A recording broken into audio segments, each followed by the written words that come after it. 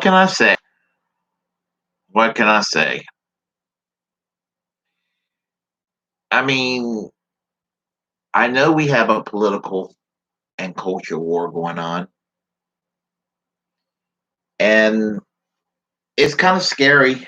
Um, I do think it might be a stretch when good people, regardless of their political opinions, will say that we're re-experiencing the Weimar Republic. I won't go that far, but I think we're reliving the 1960s and 70s without the decent economy, where actually the standards of living was going up, up, up for many people.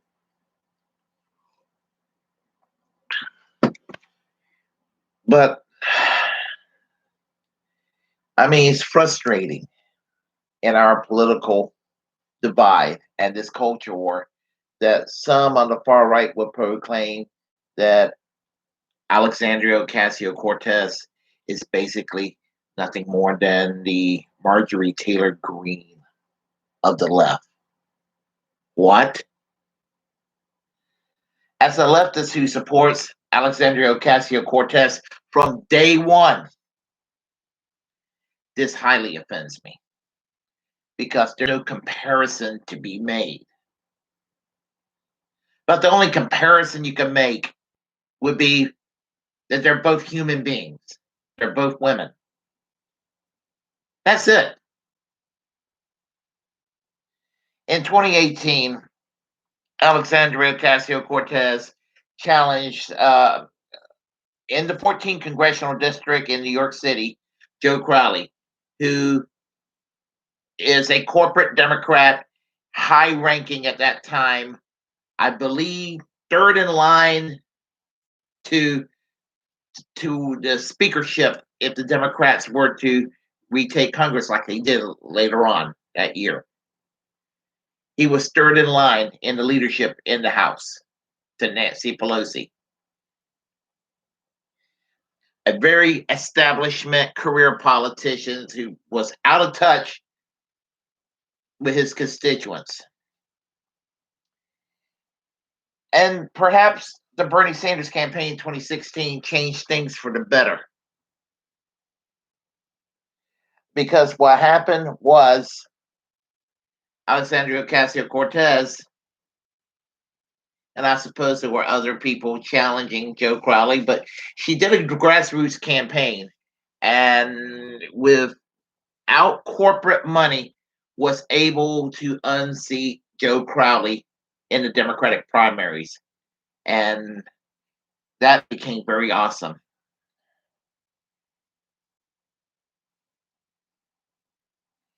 AOC is a member of DSA, Democratic Socialists of America, an organization I'm not a stranger to.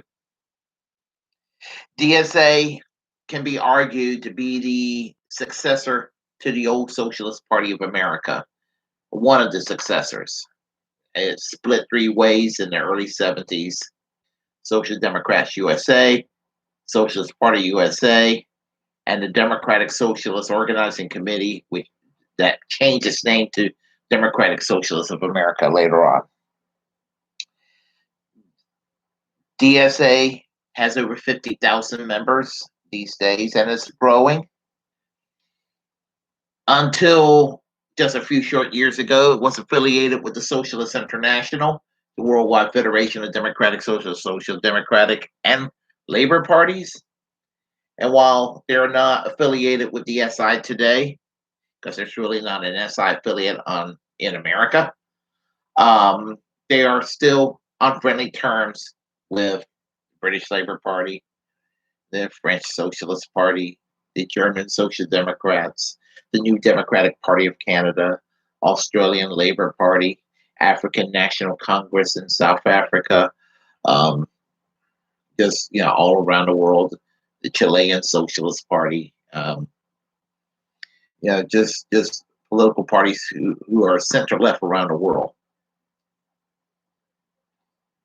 And she's a member of DSA. As I said, when she defeated this corporate Democrat, Joe Crowley, it was the easiest victory. I mean, when it came to the general election, I mean, she was easily elected. I don't even know if there was a Republican running against her, but we're talking about New York City, the 14th congressional district. She won, and she's been quite a pistol for the past couple of years. I sleep better in the daytime because I work graveyard shift. I sleep better in the daytime knowing that AOC is causing corporate Democrats and right wing Republicans alike a migraine.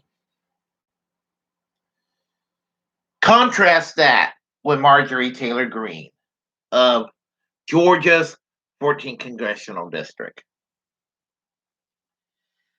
What was his name? His name was good Lord, what was that man's name that was in Congress? Tom Graves. Tom Graves was a congressman in that 14th congressional district, and he decided to not run for re-election. Marjorie Taylor Greene and a bunch of other folks entered Republican primaries, and somehow she got the nomination. And Margaret Taylor Greene is an extremist.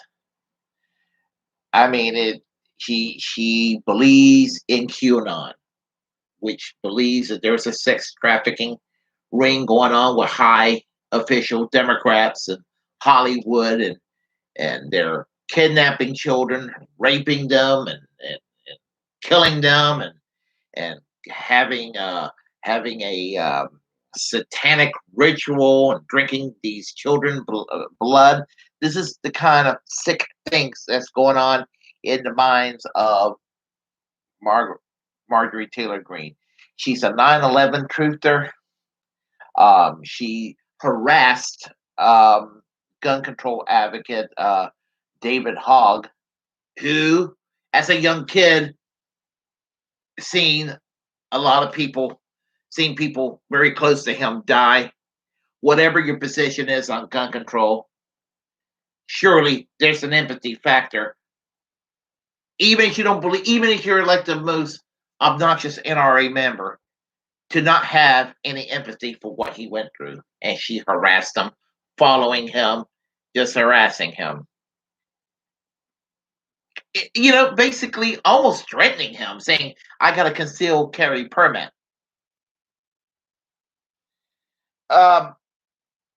She's made anti Semitic comments referring to California fires being created with laser beams from Jewish satellite. She did the violent commercial insinuating that she wants to shoot down members of Black Lives Matter, Antifa, and socialists. And in her sick little twisted mind, probably anything to the left of Ted Cruz is a socialist in her eyes. And she was also involved with this insurrection that took place on January 6th. And it's been recently found out that she wanted to go and have Nancy Pelosi, Hillary Clinton, and Barack Obama murdered. This is a sick woman. And it just offends me when people make equivalencies about